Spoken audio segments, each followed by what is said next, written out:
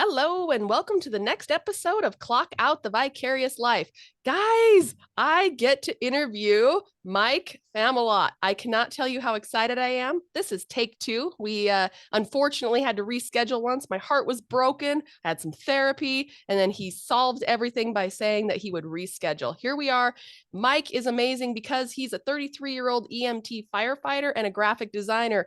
And drum roll, he's a full-time Bigfoot investigator. He has the show Shadow of the Big Red Eye. We're going to hear all about that amongst another documentary that he's done, but we're going to hear all about Bigfoot investigating. Welcome, Mike. Hey, thanks for having me. Oh my gosh, thank you so much. I cannot Ah, even your wait. dog's here too. Oh yeah, we've got four of them. You'll see Oh, them wander in and aw, out throughout. I It's love the it. joys of podcasting from home. So It's great. they don't talk much though. I've got one of those background sounds that they're eliminated because otherwise you Oh. would hear them say stuff throughout the whole show. Okay, Mike, tell me a little bit about yourself. Let's start with the day-to-days. You are an EMT and a firefighter. Tell me about that. Used to be. Don't do that anymore. I did that for 12 years and I had enough of it. And once COVID hit, I was like, no, I don't get paid enough. So I decided to do full-time Bigfoot research. Oh my goodness. Yeah. So how long have you been doing research for Bigfoot? I started in 2011 was my first investigation. Okay, and then you decided just to give up all of the regular work and you went full time. So then how do you earn an income? What's your Right. main source? That's a great question. Well, Um, everyone's got to know this because I mean, yeah. we would all give up So our lives to do this otherwise. hey, get this one. So I travel around the country and I go to different libraries and they pay me to speak about Bigfoot. You're kidding. How freaking cool is that? And just And where libraries. yeah, I do libraries, conferences, Bigfoot shows, paranormal stuff, and wherever I go, I camp and I film my documentary. So it's like I get to see the country and camp in these amazing areas, and somehow I can do that. That's phenomenal. So it sounds like you live pretty simply then. Where are you Hmm. based out of? Have you given up home completely or No, no, I'm home. My base camp, if you will, is in the armpit of Pennsylvania and New York in okay, northwestern New Jersey. okay.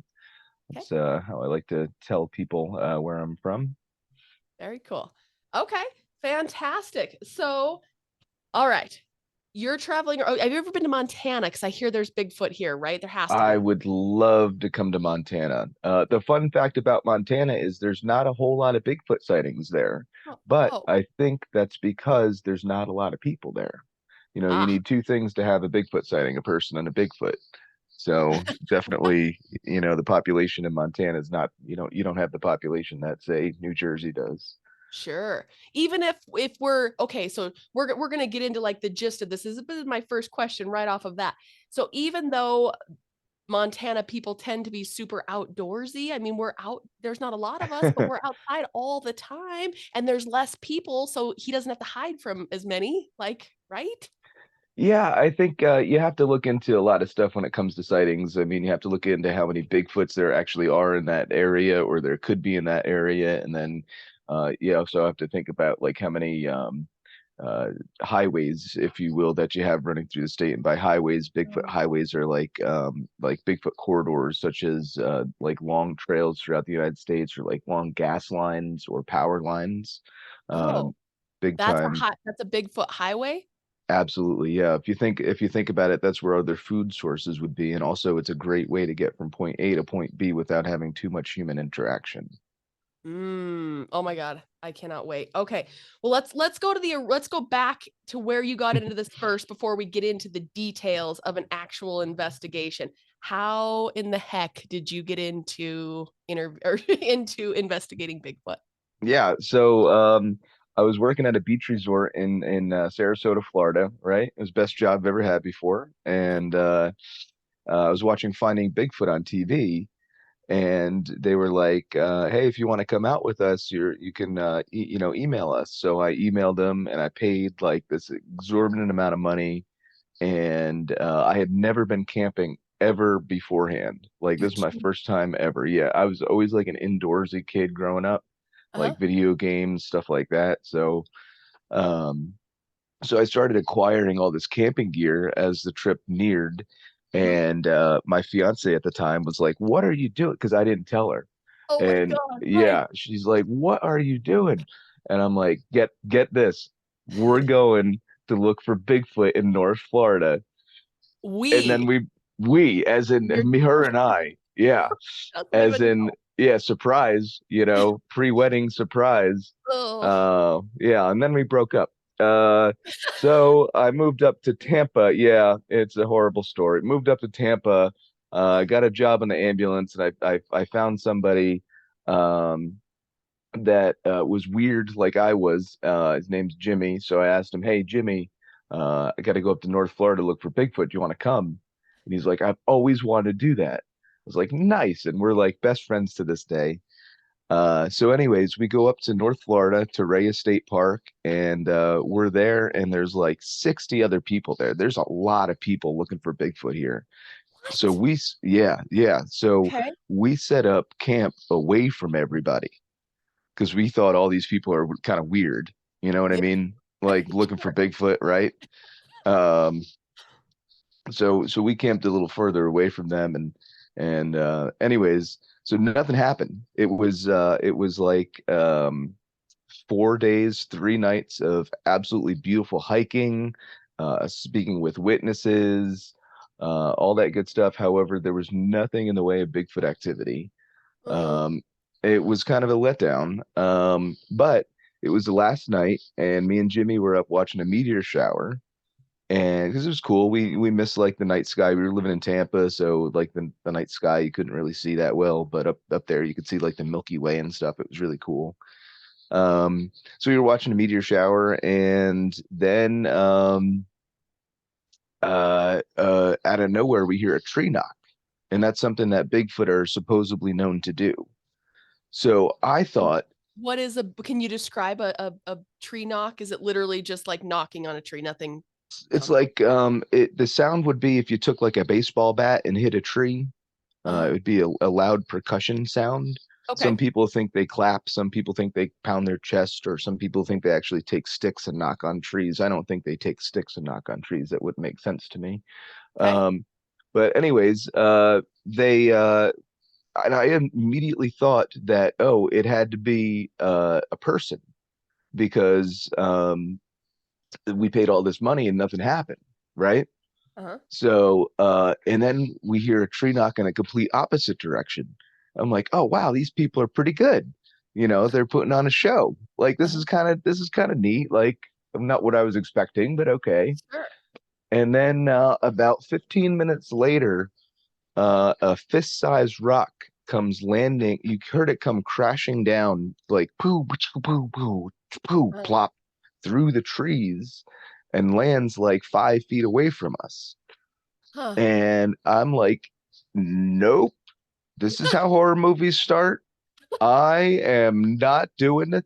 And my friend Jimmy, he's like, well, if you want to sleep in the car, you're more than welcome to. And by the time he said that, I had my tent and my sleeping bag, and I was just beelining it right to the car.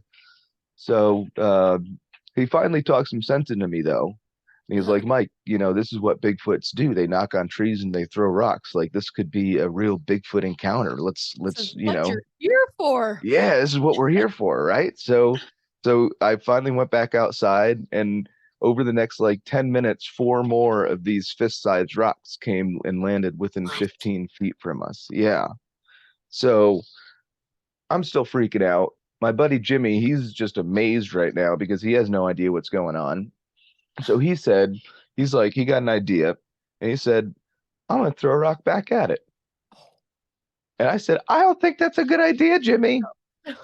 This is a lose-lose situation that we got going on here.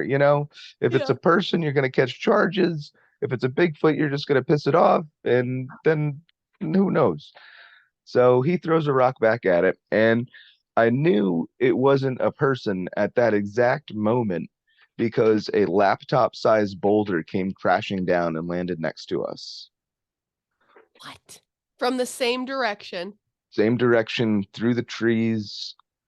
So then nothing else happened that entire night.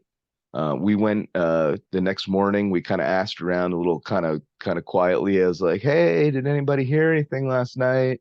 And Sure. someone's like, "It's like, oh, we heard a knock or two." And I'm like, "Oh, okay. Did anybody get anything thrown at them?" They're like, "No." I was like, "Okay." And I just walked back to our camp. But Nothing. we did some preliminary research and did it like a distance thing to see how far this could have been, because like the trajectory, you kind of saw it coming down through the trees or heard it come down through the trees. Sure. So the closest it could have been is like 75 yards. And that's like, I don't know if you could throw a rock 75 yards. I can't throw, I Mm. mean, unless Nolan Ryan's sitting out in the woods just hanging out four Yeah, o'clock in the no. morning, Yeah, probably not. Unlikely. Yeah. It's more Yeah, likely that unlikely. it's Bigfoot for sure. Yeah, well, that's sad but true, actually. Yes. But anyway, that's how I got, and then it started, and then we got into it from there, and I started looking at more documentaries and watching TV shows and stuff, and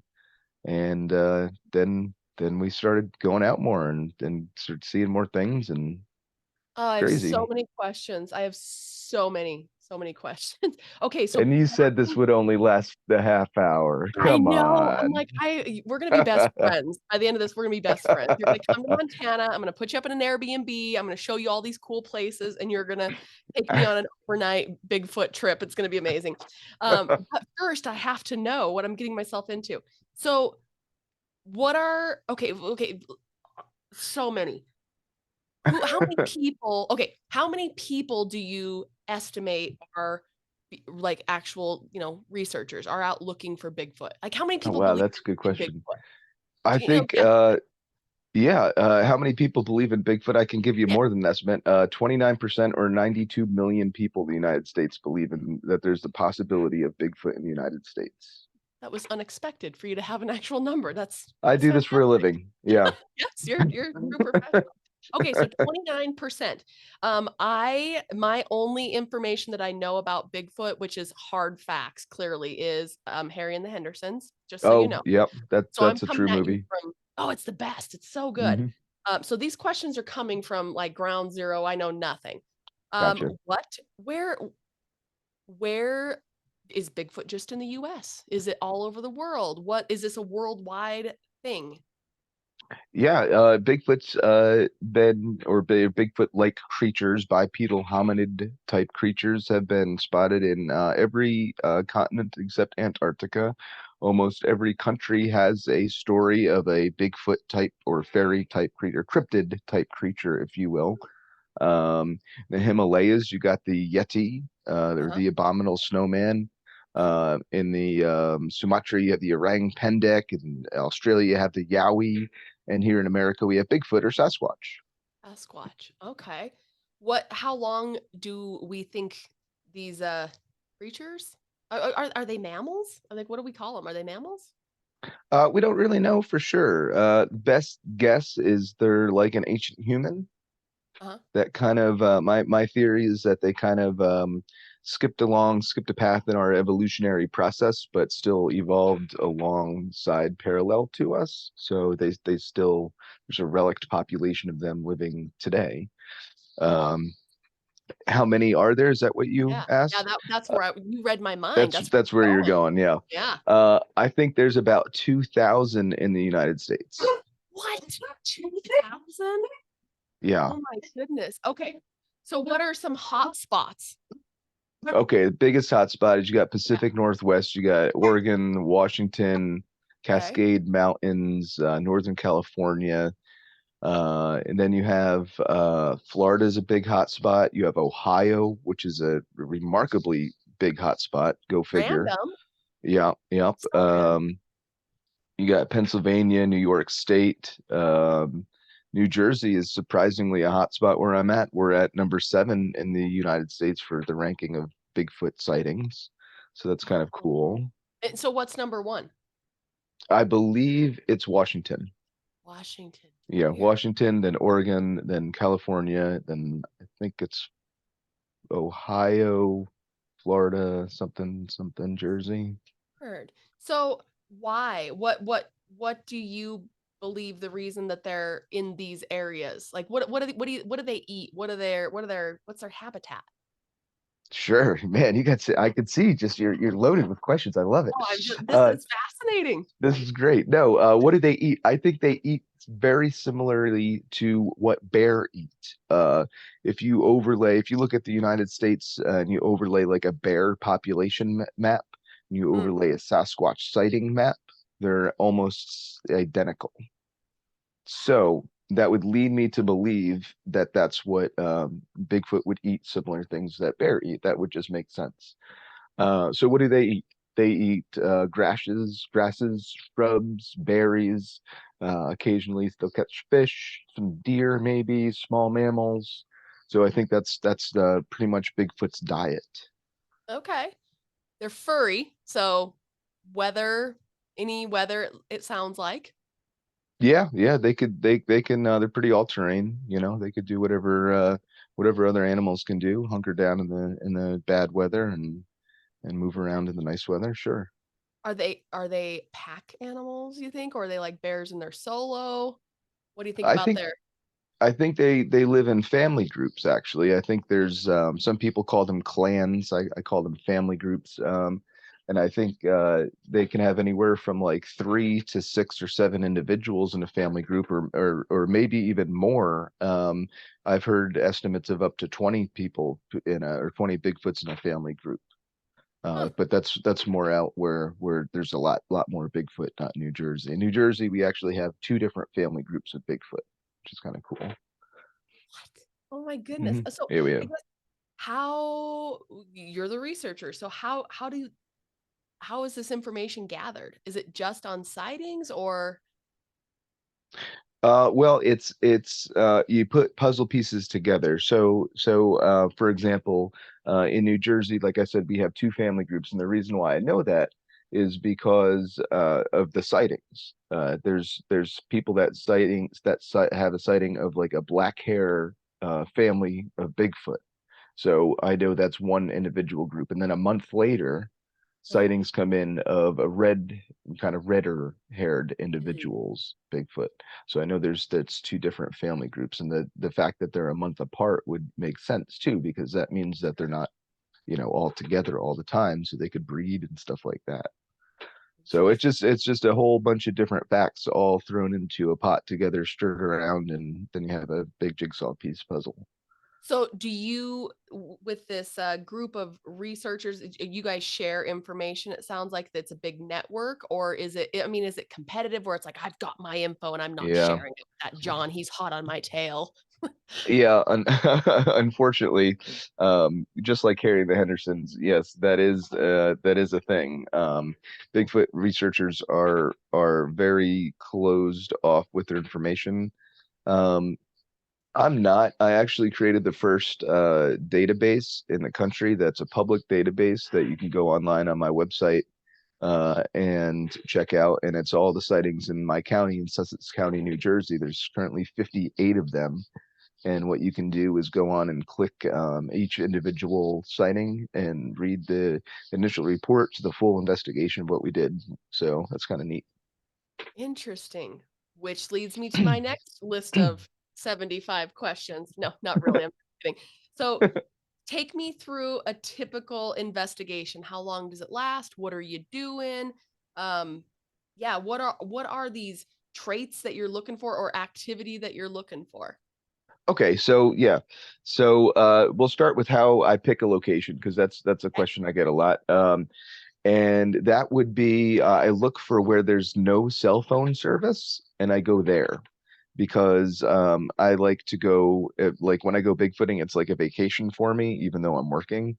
Yeah. But I don't like to talk to people. I don't like to talk to people in general, but that's a whole That different me, story. thank you. Yay. Um, so once we get a location squared away, we go out there and we usually go there for 3 to 5 days. The longer you're there, the better, because you have a better understanding of the animals in the area and the terrain and all the stuff like that. But obviously, for work reasons and sanitary reasons and battery charging reasons, 3 to 5 days is usually the length. I just got back from a 17-day camping trip in Florida, which was rough. Let me tell you. Whew. Um, but it was awesome. We got some really cool stuff. Good. Anyways, so then during the day, once we get camp all set up during the day, what we do is we look for Bigfoot evidence, such as hairs, Bigfoot footprints, scat, stuff like that. And we'll collect the evidence and whatever, bag and tag it or whatever if we find anything. But we also look for suitable trails to go on a night hike at, which we do. And when we go on a night hike, it's kind of like, I like to describe it as almost like fishing, where we try to lure a Bigfoot into where we are to try to get video evidence of a Bigfoot. Okay. Are they nocturnal?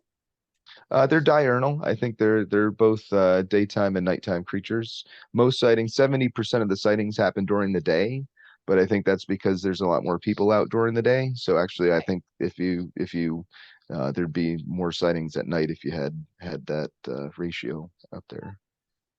Okay, before we continue on, do you think that Bigfoot is do you think that they're intelligent or are they animal like rat? That's another really good question. I think they have we don't know how intelligent they are. I think they're can they speak to each other? I think so. I think they have a very basic language. Uh-huh. So that puts them obviously at a level of intelligence. Sure. Um, can they make fire but choose not to? I don't know. I don't think so. I don't think they're that smart, but they do, I'm sure, can use tools like ancient humans and our Native American friends did. They made arrowheads, and I'm sure Bigfoot can do that too. Okay. So, yeah. So I would guess they don't want to be found by that was leading up to that question that they don't want to be around humans. And is that just a fear factor, do you think? Or Yeah, it could. I think it's definitely a fear factor. I think there's a lot of the animals in general are just scared of humans, but I think if you add a little bit of intelligence to it and you say, okay, um, maybe just intuitionally, if we interact with humans, bad things happen, yeah. which very well could be possible. Okay. All right. That's why I was just wondering if it was like a cat, more of like a cat and mouse. Like, is it like a they're do you think that they're intentionally trying to trick you and deceive you like they're smarter than us? That's why we can't catch them type of thing. Or is it just more of a, like a Wolverine? Like Wolverines are super Yeah. um, hard to they're very smart, but they're don't want to be seen. Yeah, yeah. I think they're like a Wolverine on steroids when it comes to not being seen. So, and I think a lot of times they once they know humans are in the area, they just leave. Simple as that. That's why there's not a lot of interaction with Bigfoots and humans, and there's not a whole lot of video evidence when it comes to that kind of stuff, Bigfoot sightings. How big is a print? Because I'm going hiking, like, and that's all I'm going to look for the rest of my life. I'm Good. going to just Yeah. be an informal researcher from this point forward, and I'll share my Citizen info. Citizen scientist, yes. There we go. Uh, you can look for Bigfoot footprints anywhere from like 12 to I would guess 18 inches would be on the bigger scale of a big Bigfoot footprint. Um, generally, we do find a lot of times, especially around in New Jersey, we find juvenile tracks too that are small. Sometimes they're in New Jersey. We actually went back. We found some footprints that were about 7 inches long, and then we went back a couple years later, and they were 12 inches long. A couple years later, and they were Oh, 15 inches long. So that was really cool to see a yeah, progression. And if that's a hoax, then somebody's got to be really, really, I mean, crazy. dedicated. Yeah, Yeah, out there yeah, for the long haul. So for then, sure. how about you said scat is more evidence? So how do you know it's not bear poop? Bigger? Yeah, bigger. Excuse me. I would imagine it would look more human-like. Uh-huh. Basically, you have to in that situation you have to rule out things that it is first, and then when it's not, when you can't find anything that it could be, then you got to start thinking, maybe we should start collecting this depending on the area and stuff that you're in. Okay. Okay. What else do you got? What the investigation continues. You're looking for some evidence, and we found a couple. So possibly some scat, some footprints, any other evidence that we should be looking for. Well, we're always got to have our voice recorder going because Bigfoot vocalizations happen all times during the day and night. So And we always have a voice recorder going at all times. okay. What's Um, it sound like? I'm not going to do it, Okay.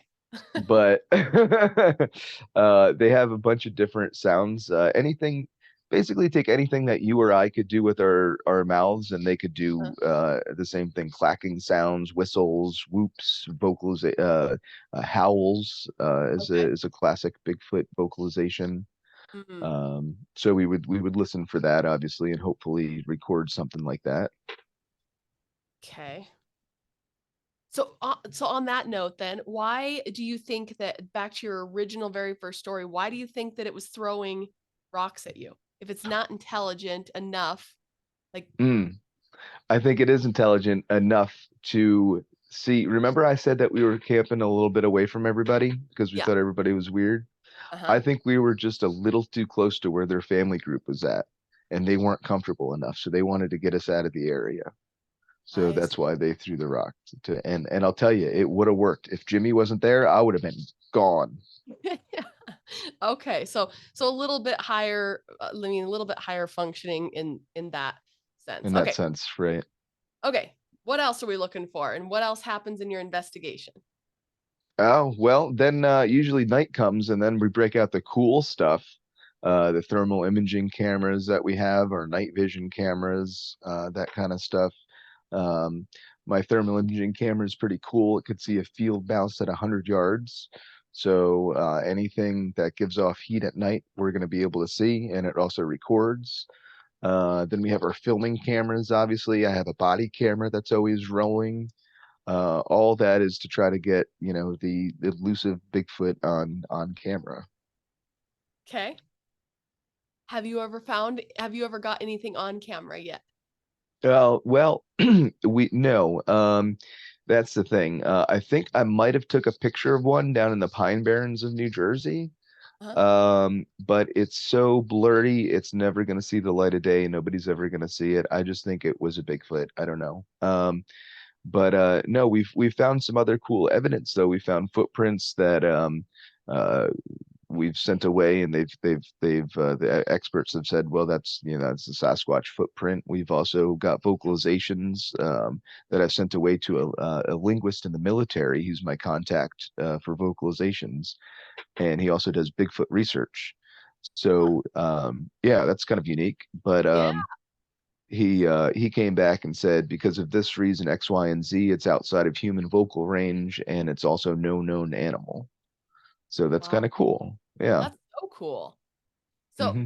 do you think that there's just like there's professional Bigfoot researchers, do you think there's professional like tricksters, like people that go out there and like Oh, make their life just taunting or you know, yeah. Yeah. I think that's not out of the question. I know up in the Hoh rainforest in the Pacific Northwest, there's a guy named Mick Dodge, and he has Bigfoot stamper footprints that yeah, he will go around and just leave for people to find. yeah, So that's not out of the question. No, yeah. interesting.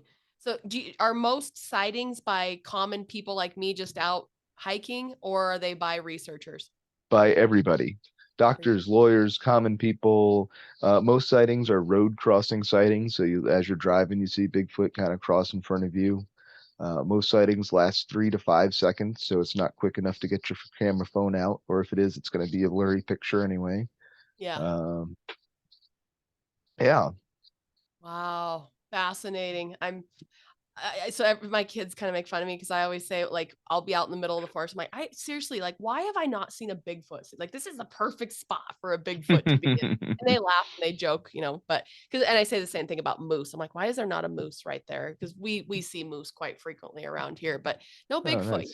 But I'm gonna be on the lookout now because I have an idea. Where do they sleep? I forgot to ask you that. Are they like cave dwellers, just burrowed up, or how do you I think they? Yeah, I think they're nomadic, so I don't think they stay in one place often. I think they follow the food, which is kind of like a slow sort of nomadic movement. So I don't think they sleep in dens or caves or anything like that, but I think they sleep in kind of like deer would sleep in, kind of like a group of deer would sleep in, and they're just kind of sporadically throughout, just laying down throughout the forest and but in a certain area. You know what I mean?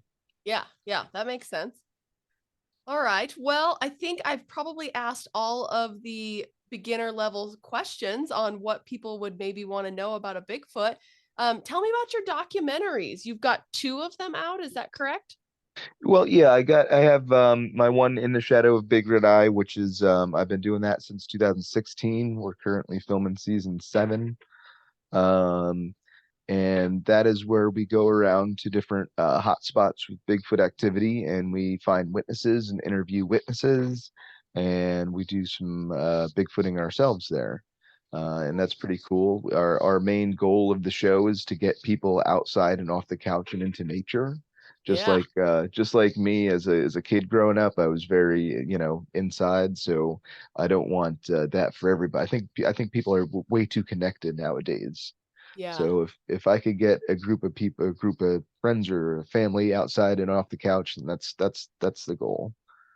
Perfect. So Where do you what places are streaming the Shadow of the Big Red Eye? Where can we watch it YouTube, at? YouTube YouTube. it up. Yep, at Shadow of Red Eye is the handle. Yeah, so my husband is not going to be impressed with this, but I have just found my next series. I'll be watching this for the next seven You seasons. Yeah, you have some content, that's for sure. Yeah, We'll get super. him on board with it, right? Yeah, absolutely. That'll give him another excuse to come out. And by the way, uh, I hike with my dogs all the time. I'm probably not going to see a Sasquatch, am I? It depends.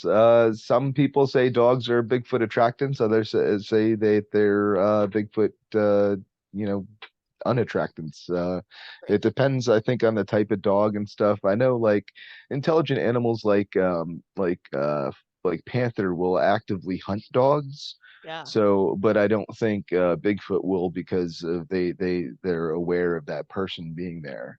sure.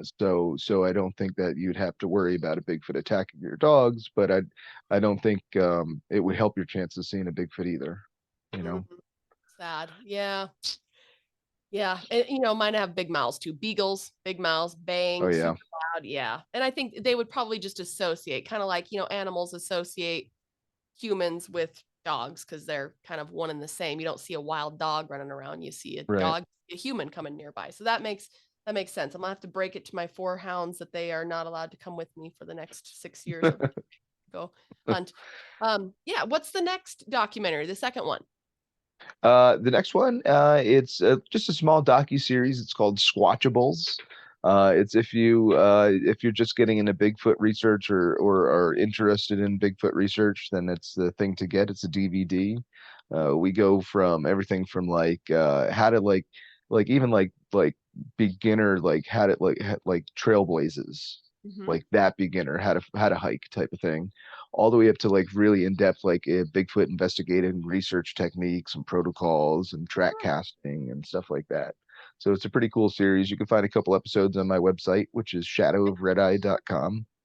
Shadow of Red, and I'll make sure I put this in the show notes too. But that's where they can go to find your the database that you created as well. Mm-hmm. Yep. Yeah, Perfect. that's the hub. You can find pretty much everything. Our YouTube links. You could find where we're going to be going, our appearances, our library appearances that we're going to be in. We have upcoming trips in, let's see, Georgia's later this month. Then we have North Carolina, Kentucky, Indiana, Maine, New Hampshire. So if you're in any of those states, check out the website and maybe you'll see you at a library presentation. That would be really cool. Oh my gosh, fantastic. Yeah, nothing in Arizona, nothing going on in the southern states down there where it's hot. No, yeah, no. I was just in Florida to escape the winter up here for a while. That was nice, but no, there's not a whole lot of Bigfoot sightings down in the Southwest. No, that you got the more chupacabra down there. Sure, sure. Okay. Very interesting. I'm gonna have to. I'm always just cruising around looking for trips to go do things. I'll have to look you guys up and go take the old Sprinter van down there and There you be go. like your guys' most annoying fan. Okay. Well, Mike, anything else that you want to share with our listeners? Anything up and coming? Anything of interest that you want to share? Man, there's so much stuff I could go into. I could talk about Bigfoot for hours, but I guess I just want to I appreciate you having me on the show. Thank you very much, and I appreciate your fans listening. Oh my It's awesome. Okay, well, fantastic. Well, I will put all of your stuff in the show notes. And yeah, maybe I'll formulate another list of obsessive questions and have you on for take two. There we go. Anytime. All right. Well, thank you for your time, your energy, and your expertise. And we will be seeing you down the road. If I see anything, if I get any evidence, I'm going to call you and send it to you. Call me. Perfect. Thanks, Mike. See ya.